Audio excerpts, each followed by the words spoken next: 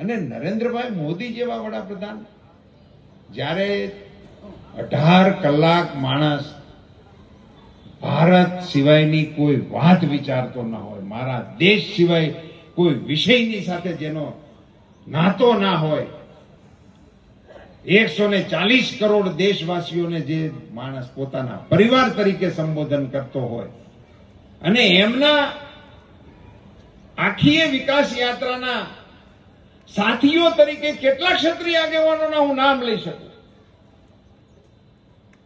એ ક્ષત્રિય સમાજો મારા કારણે હું સ્વીકારવા તૈયાર છું. ચલો આપને એમ લાગતું હોય કે મારી ભૂલ છે, મેં તો સ્વીકારી છે, પણ મોદી સાહેબની સામે ક્ષત્રિય સમાજને ઉભો કરી દેવો એ મને એવું લાગે છે કે યોગ્ય મને નથી લાગતું. નરેન્દ્રભાઈ મોદી આજે વિશ્વના નેતા છે, આપણા દેશના નેતા છે.